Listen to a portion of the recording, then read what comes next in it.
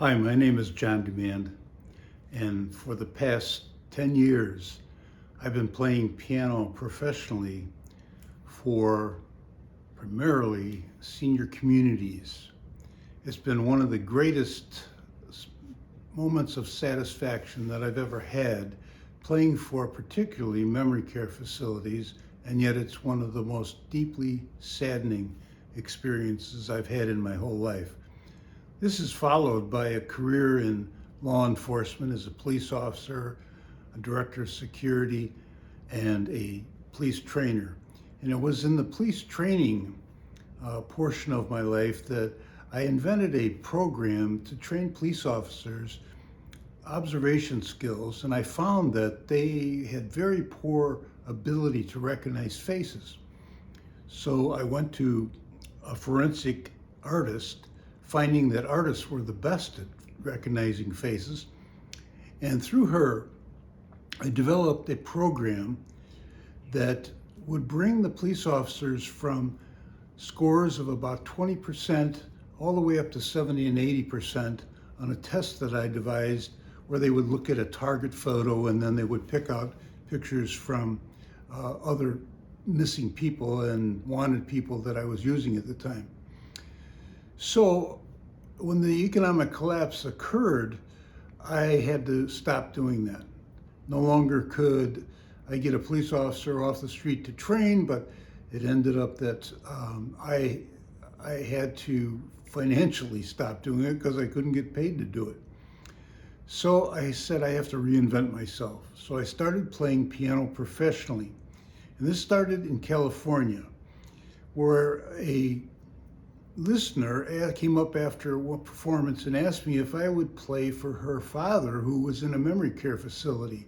Well, not knowing even what memory care facilities were, I went to the facility with her and was just amazed when I walked into this, it was like a living room, and these people were next to comatose, sitting in wheelchairs and chairs and sofas. But the minute I began playing, they seemed to come to life. I saw their fingers tapping and their toes tapping, and then some of them were even singing along. Well, that became a new mission for me. The activities director, he hired me immediately on the spot to play every 2 weeks at the facility. Then a couple of years later, I moved to Chandler, Arizona, which actually is kind of the epicenter for seniors who have retired. And there seem to be more facilities, communities, independent care, assisted care, and memory care.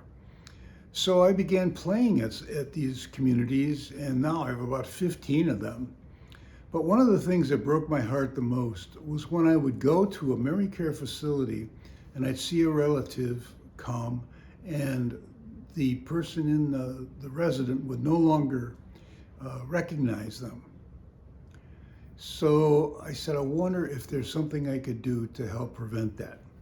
And I remembered of course, my facial recognition program, and I wondered if I could redesign it for seniors. So I did that, and I started presenting it to memory care facilities, but found it was even more successful with independent care and assisted care facilities. And the results have just been phenomenal. It's not only that, and through my research, I have found that part of the problem with dementia and Alzheimer's is the lack of exercising the brain and continuously learning new things. And so not only does this program do that, but it gives the residents of these communities such a sense of satisfaction, something many of them have not received in a long time, and a sense of doing something that they never thought they could do before.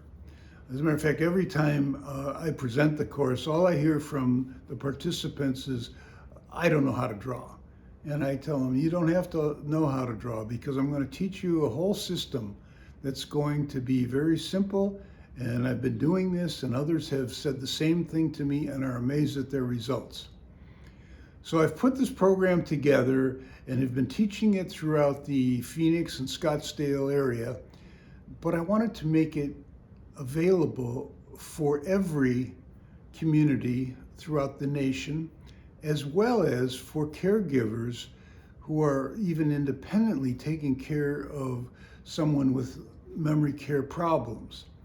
And so I've put together actually two packages. One is for the communities, the professional communities, and the other is for the individuals. And they may be family members who are the caregivers, but it will give them something for the victims of these terrible diseases to be able to do, as well, and hopefully to remember the loved ones that come to see them. So with that, I hope you'll purchase the program, and I look forward to hearing from you, and take care. Thank you.